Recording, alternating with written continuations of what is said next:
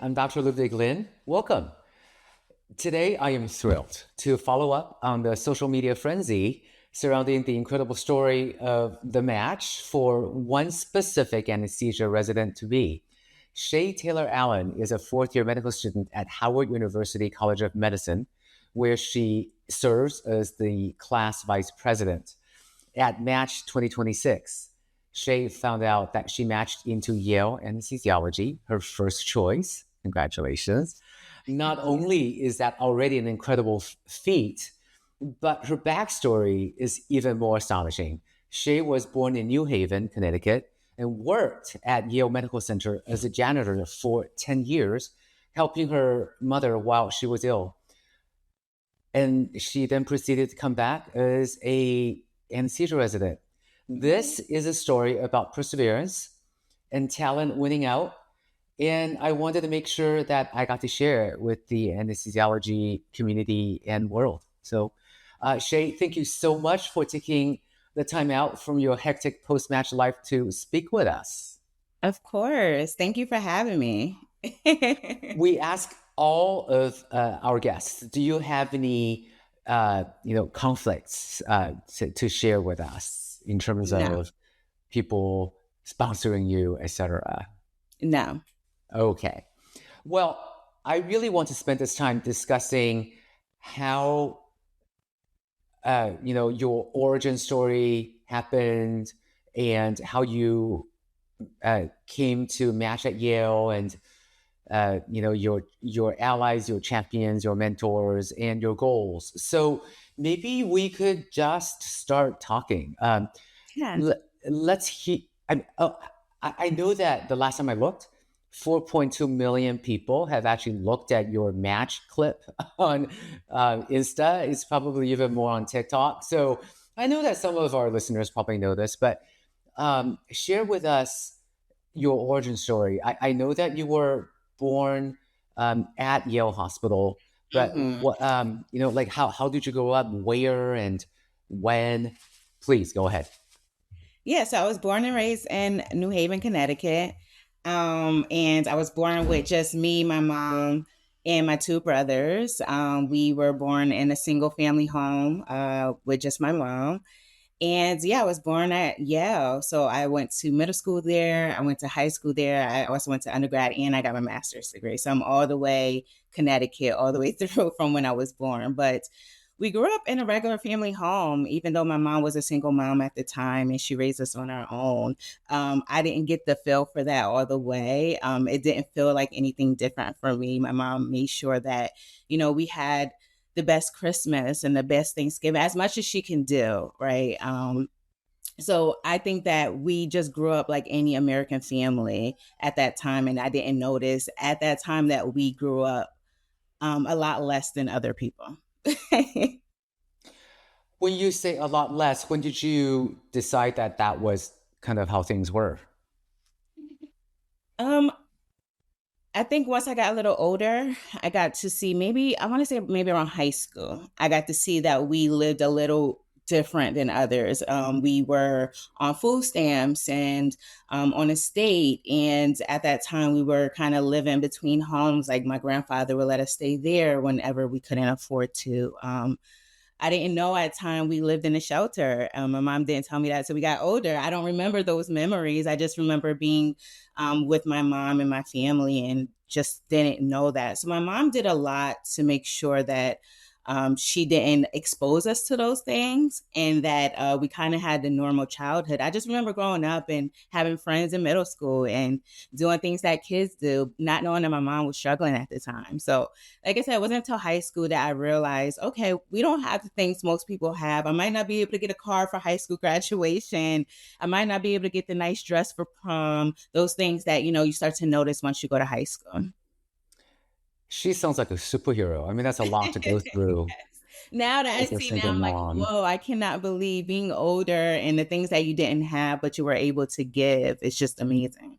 That is amazing. So this was in New Haven still. You went to high school This was there. in New Haven still. We lived in New Haven for most of my life. Yeah. Okay.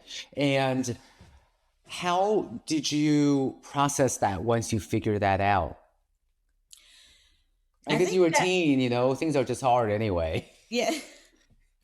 I don't think it changed much for me. I wasn't a teenager that asked for much. I think I was okay with my life at the time. I didn't need for more than what we were giving, I think. So I don't think it changed my perspective much. As I got older, I was like, okay, I want to build a different life for my future family so that we don't have those same struggles. But it only pushed me to go harder for the things that I want in life. I would say that. Okay. That's pretty amazing as a teen. Again, I think that's a testament to your mom. And you, of course, like I think people who succeed do have this intrinsic perseverance, and you obviously had that. So you graduated from high school and then college, or then what happened? So high school was, Uh, I didn't know what I wanted to do. Let's just say that. I knew that I did well in school. I knew that my mom was not taking anything less. She definitely was honest about education, making sure you do well in school, and I just did not want to disappoint her. So I did very well in school. I had no direction on what I wanted to do. And at that time, the advising at my school wasn't the best. Like we had advisors. I didn't meet my advisor until my senior year of high school. So I didn't even know her. She didn't know me. It was no personal connection. So she's kind of just giving me oh, yeah, you could go to community college or you could go to work type of thing. She didn't know much about me to understand or try to question the things that I like. So high school years, of course, were normal for me. It's just I did not know what I wanted to do. And when I graduated, I talked to my advisor. I'm like, what should I do? I'm doing very well in class, in school. I'm graduating top of my class. What direction should I go into? And she was like, you should either go to work or go to community college. And I'm like, well, I don't know.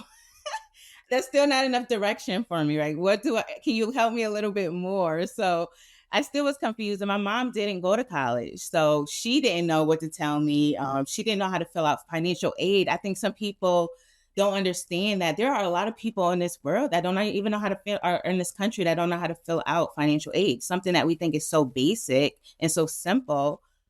My mom did not know what to do, and I didn't know what to do either. All I knew is that if I went to school, that would put her more in debt, and I just didn't want to do that to her.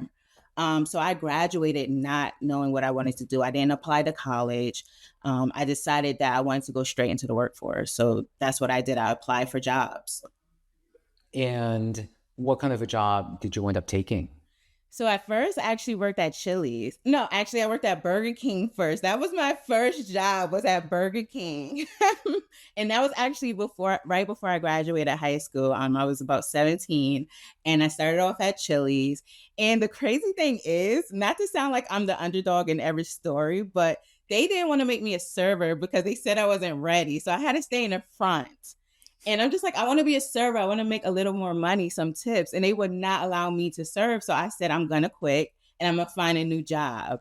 So that's when I decided to apply to more jobs. And where I'm from, a lot of people usually apply to like either government jobs or to Yale, because Yale gives a lot of opportunities for people who only have a high school diploma. And that was my situation.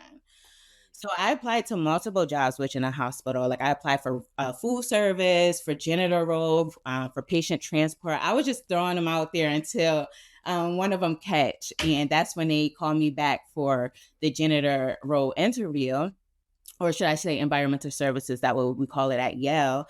And I did the interview and I got the job just that quick. So that's how I started off at Yale. It's just kind of putting in those applications.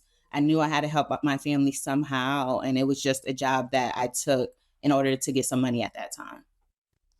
A paycheck is good. And It was very good at that time, yes.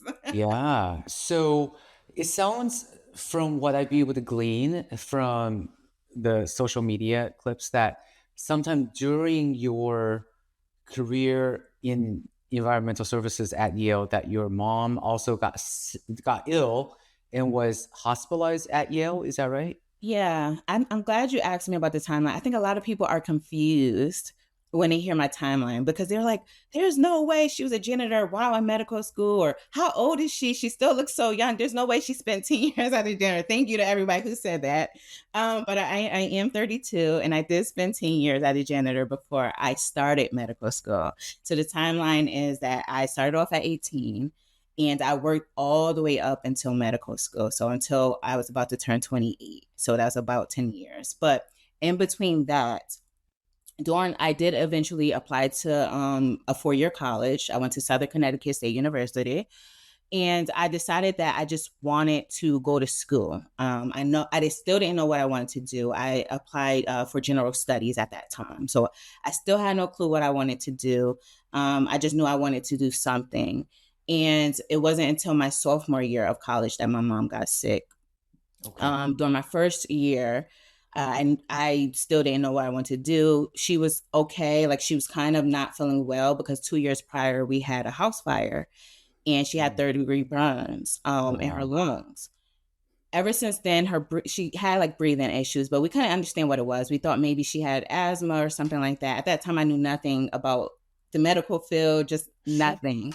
And one day when I was in my sophomore year of college, she just woke up and was like, I cannot breathe. It feels like I'm breathing through a straw. Like, she barely could talk, and we didn't know what was going on. So we went to the emergency room, and we went to Yale, actually.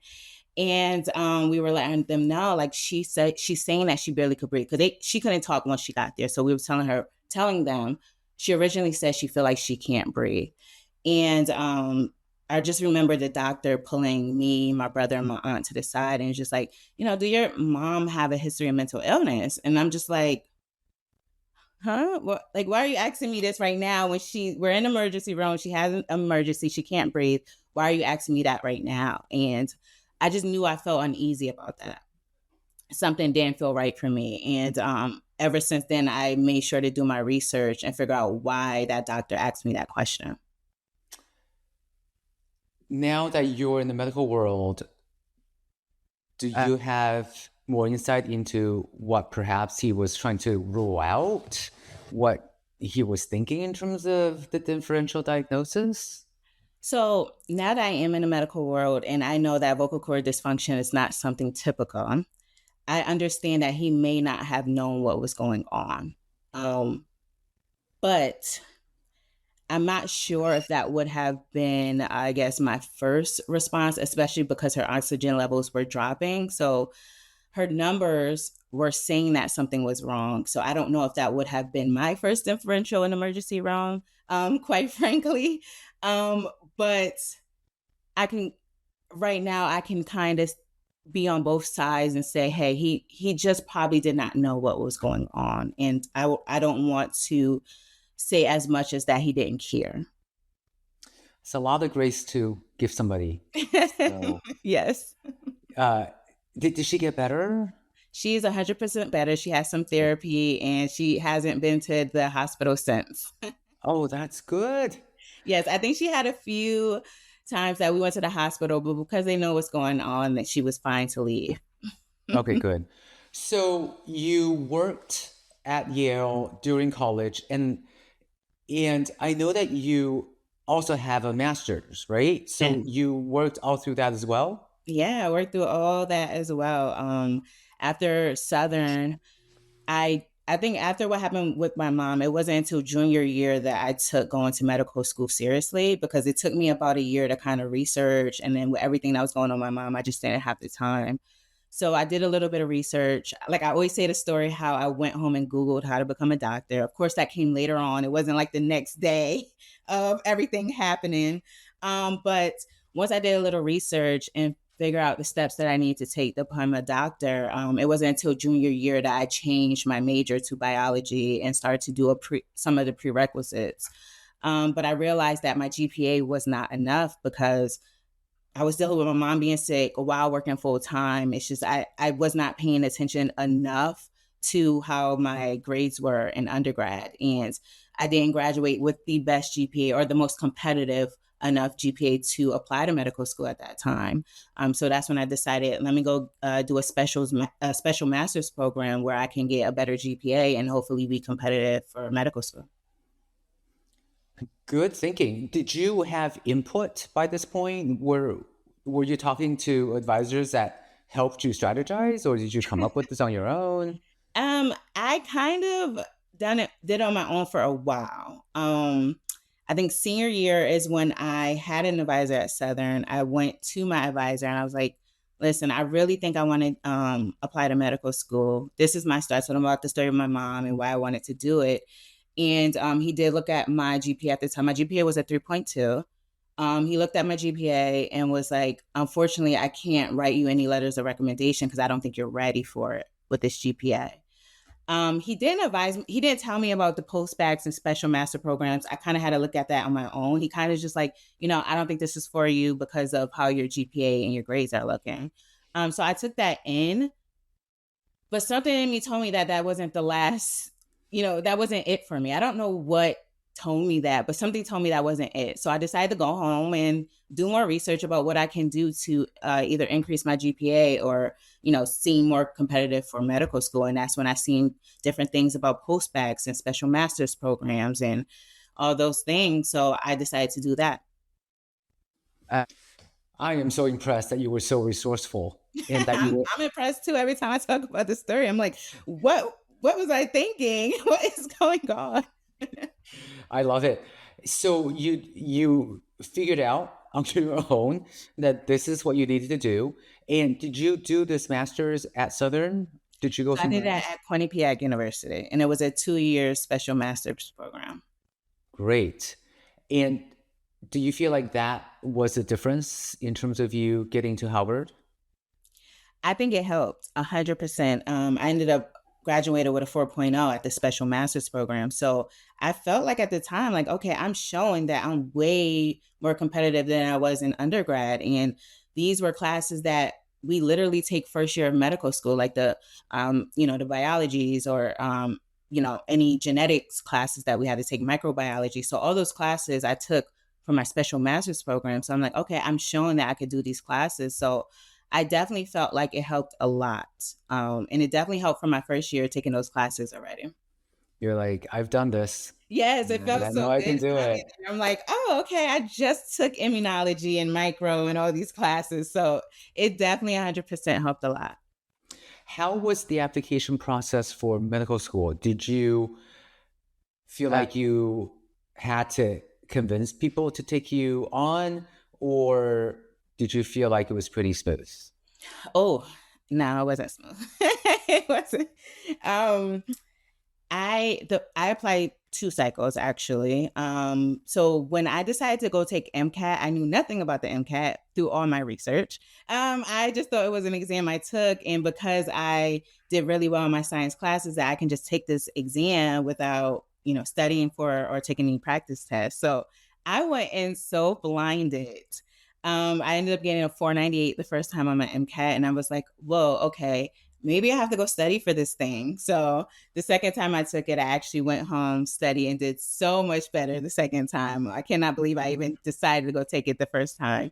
So once I took it the second time, okay, I was like, okay, I have more competitive MCAT score. Let me apply.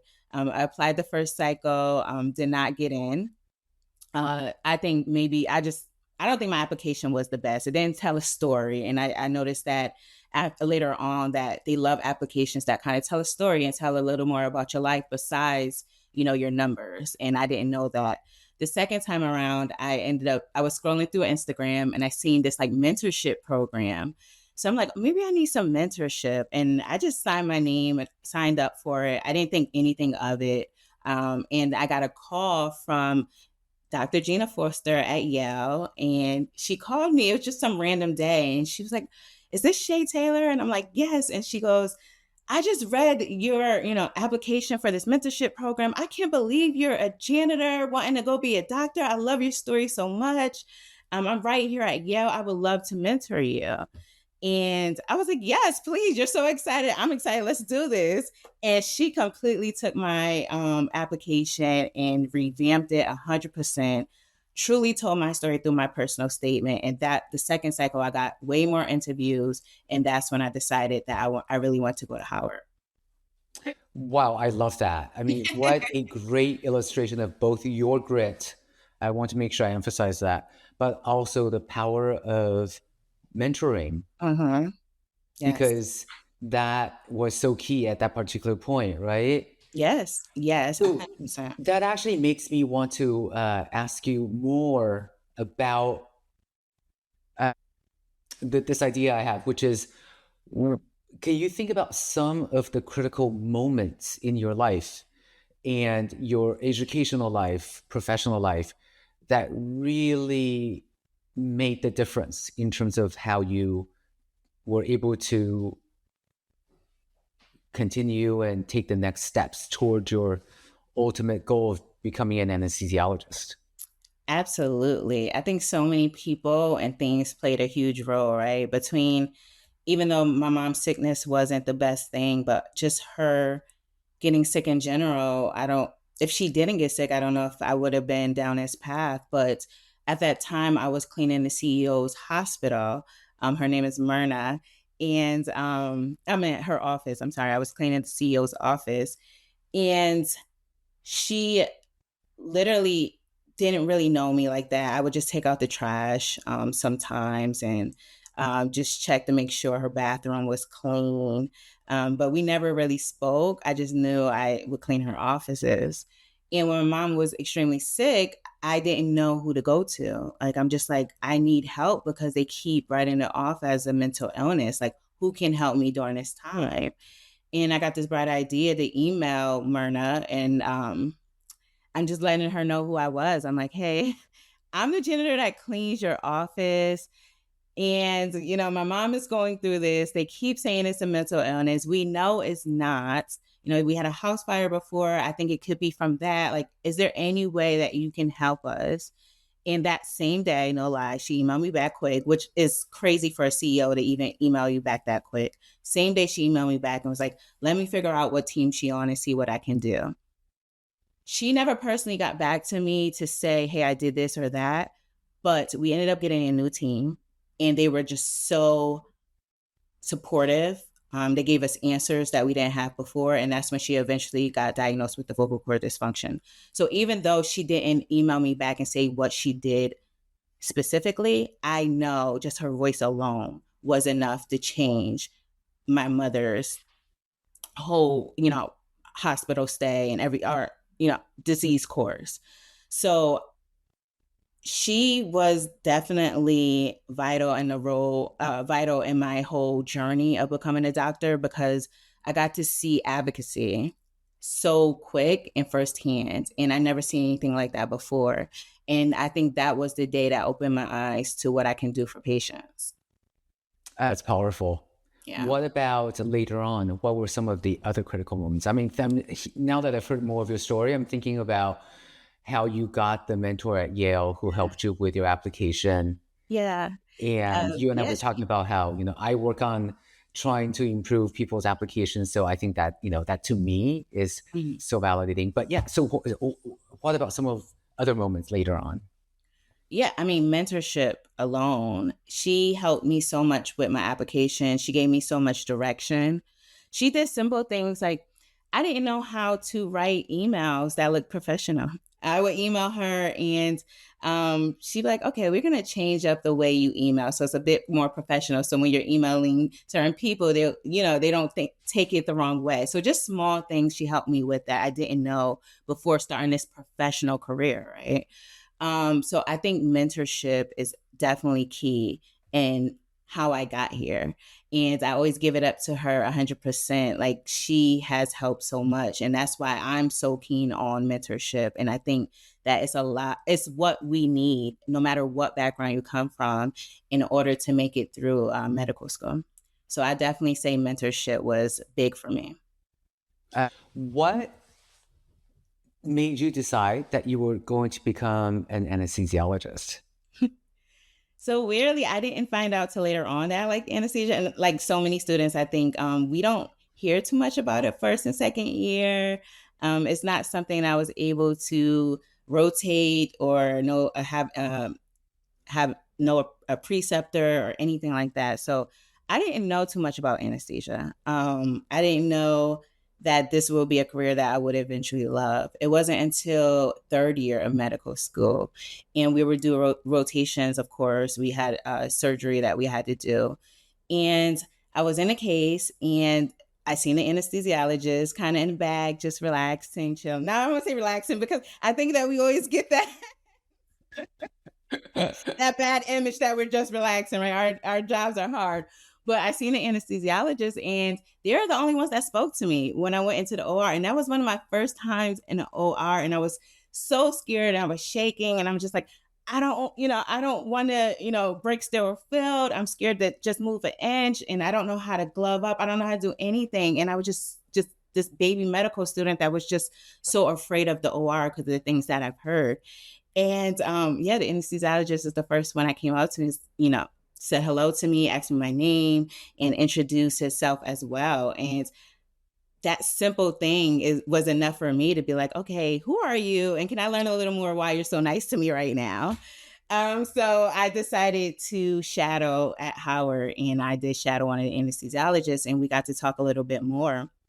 And I got to learn a little bit more about, their day-to-day life, the lifestyle outside of anesthesia, and just why this career role is so important to patients. And I think the biggest thing that I learned is that they give comfort before the surgery, as well as being an advocate for patients where they don't have anybody during a surgery, right? We advocate so much for patients. And I knew I wanted to do that because the reason why I went to medical school in the first place was for advocacy. I love that. And I completely agree with you. When I was a medical student at UCSF, I couldn't believe that the anesthesia attendings were so nice and they were so excited about their jobs. And, Yes. this one man, I'm going to give him a shout out, Dr. John Feiner. He was so excited to talk about pulmonary physiology with me.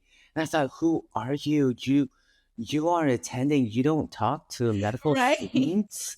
So that was fascinating to me. And I remember doing my sub-I for anesthesia, and at UCSF, you as the anesthesia person start the IV, and I was so deathly afraid of this because which student knows how to do IV? So I would distract the patients by talking to them, and I had this one patient burst into tears because they were so nervous about going under, and I thought, wow, this is a really powerful role, right? And when you want to be that patient advocate, it's a Exactly. powerful And place. I think we're not taught enough about that in medical school because patients put so much trust in us during their most vulnerable moments. They put so much trust in anesthesia that we're going to speak up for them and we're going to keep them safe.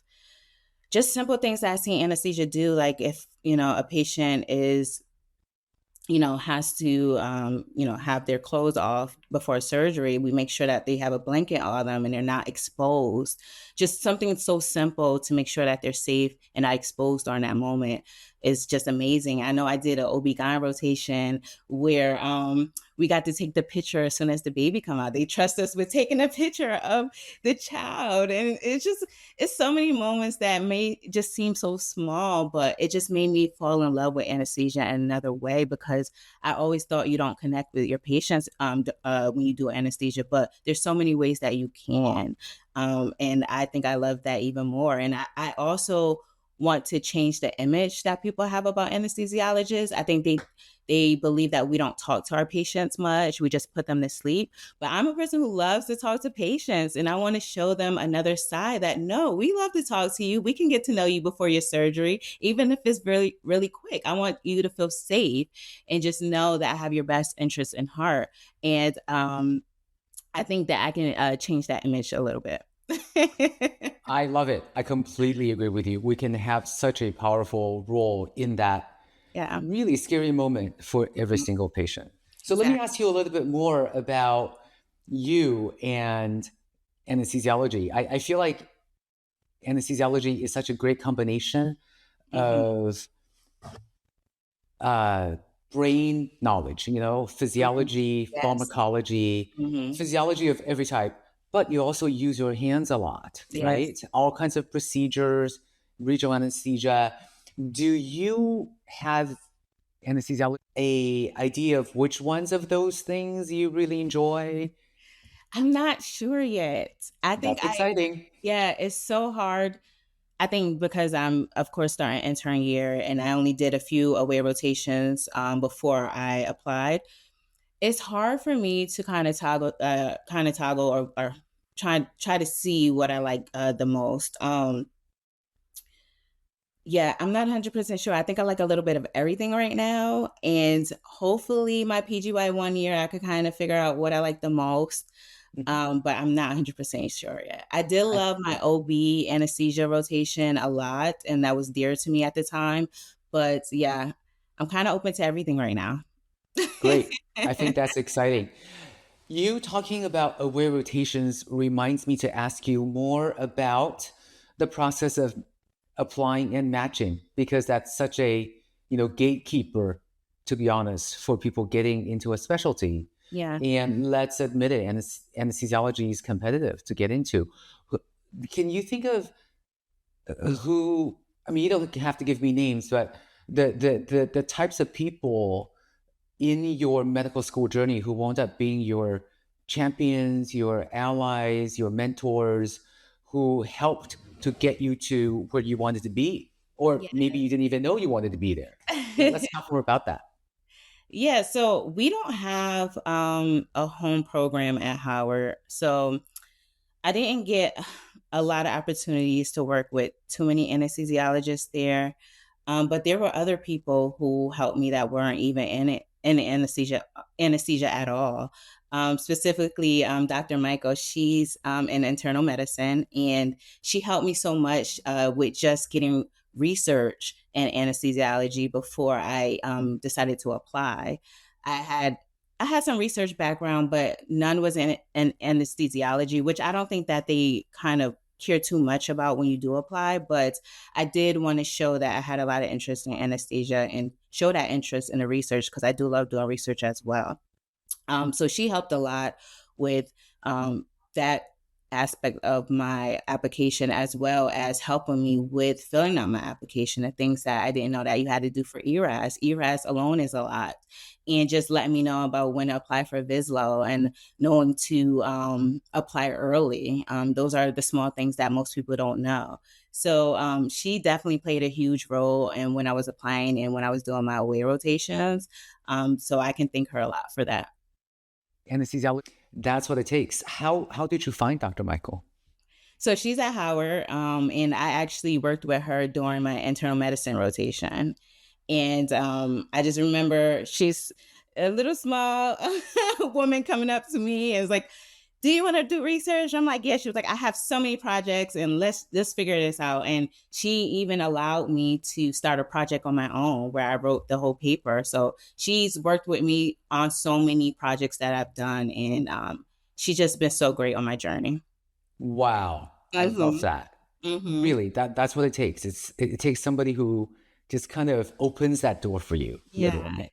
Yeah. But unfortunately, like I said, we didn't have a home program. So I didn't have a huge anesthesia community until I did my away rotations. And I met more people at the away rotations that I was at that gave me a little more insight on how anesthesia was and how to apply. But before that, I just didn't have a huge anesthesia program. But it shows that you can still make it in, even if you decide later on in medical school that you want to do it.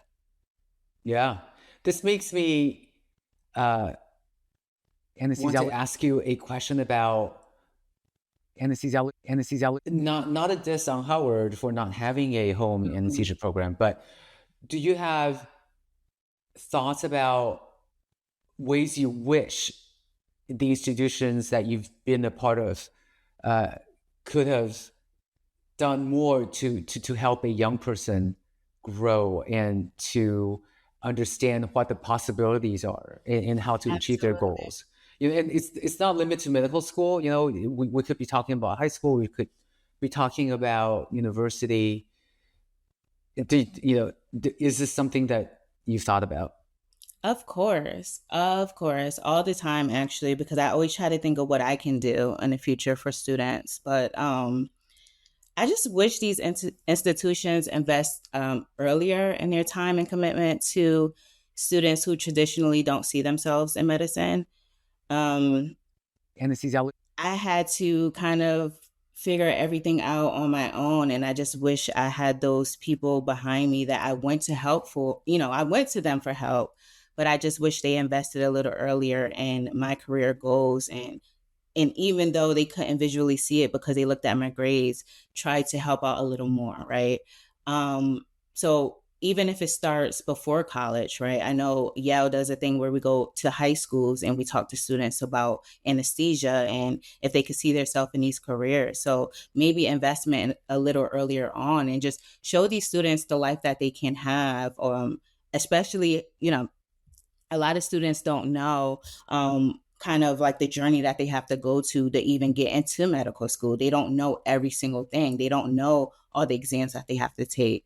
They don't know how much it's going to cost financially. A lot of these students don't know how to apply for financial aid, how to get loans, and just how much of a financial barrier applying to medical school is. So I just wish that we invested a little more. We can teach these students a little more earlier on and help them throughout this journey for sure.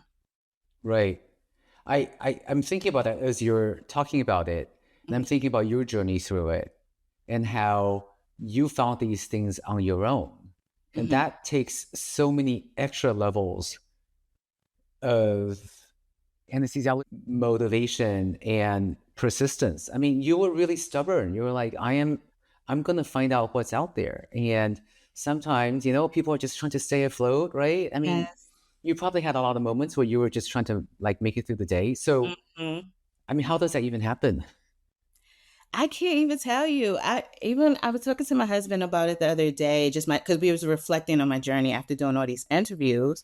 And sometimes when I answer questions, I bring up things that I forgot I even have done before because people are asking, digging deeper into my journey. Right. And I'm just like, I can't believe at 22 years old, I thought to email the CEO. I can't believe at this age, I just was like, okay, you told me I can't get into medical school. I'm just going to move on to the next thing that I can do. I can't understand what was kind of going through my head throughout all that whole process. But I think for me, the journey was more personal. And I think for students, if they want to go through this journey, especially students who don't come from money or doctors in their family, you have to make this journey personal. It can't be because you want to be rich one day, right? Because there's so many other things I always say that you can do to get rich faster or, become rich other than becoming a doctor. This journey had to be personal for me to keep going. And it was. I knew I had a mission and I knew I wanted to complete it because of what my mom went through. And then once it becomes personal, then nothing can stop you. I love that. Nothing is going to stop you. That's for sure, Shay. So, I have so many more questions, but I think what I really want to ask you is, anesthesiology. I guess it's difficult for me to try to figure out how to word it, but, they talk a lot about how you can't be what you don't see. And I sort of feel like the way you went through the healthcare system is so different. So you worked in environmental services. You worked as a janitor. So you saw, you saw these residents, these medical students, nurses, doctors running around constantly. So you were part of that world. So you saw it. And I suppose I'm going to ask you to try to, go back to that period in your life. Did you look at those people and think, oh yeah, I'm going to be one of them one day? Or did you just think, oh, that's part of the world that I wasn't meant to be a part of? Like how was that? And did your viewpoint change? Talk us through that. I think it was the latter.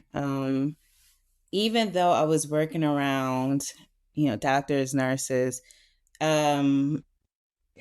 I couldn't imagine myself in that position, right? There was kind of this anesthesiology. This wall between the different career choices. So a lot of times I didn't get to interact with the doctors and the nurses and we just didn't have that interaction. they wouldn't even know my name half the time, to tell you the truth. So I couldn't see myself there because I didn't have anybody that I felt like cared enough about my position in the hospital. And they could have, right? I didn't feel that at the time because nobody really spoke to me enough to make me understand that they did, or they did respect the position that I was in. So no, I didn't see that for myself. I just seen them in their role, and I see myself in my role, and I could never visualize myself in the role at the time. It actually took many years, even though I was going through the journey. It took many years to see myself as a doctor. I think to this day, some people still, some people say Dr. Taylor Allen. I'm just like, whoa, hold up. I don't know if I'm there yet. Stop. I don't know. So, no, I couldn't see myself in that position. And I think that's why when I go back to Yale, I definitely plan on kind of bridging that communication and that janitors or other roles like food service and patient transport might have or might not have with doctors or nurses, or between even nurses and doctors. And I hope I can be that bridge to show that we all kind of work in the hospital together, and we all have our important roles. I want to come back to that because I think that one's really important and really interesting because you have both perspectives. Before we leave this topic, though, I want to explore just a little bit more. Mm-hmm. So you didn't really see yourself being part of the, like doctors and nurses world. So what flipped that switch for you? Or maybe it wasn't flipping a switch. Like how did that either evolution or revolution happen? I think once I had my mentor, when she came into my life, she kind of spoke life into me all the time and reminded me every day that I belonged here. And which mentor is this? This is Dr. Gina Foster. Got it. Yes. She knew from the beginning. She was like, "You're going to be a doctor one day. I see it. I feel it. I know it." And that was the person who spoke it. Anesthesiology. Very cool. Yeah. But it took somebody else to point that out to you.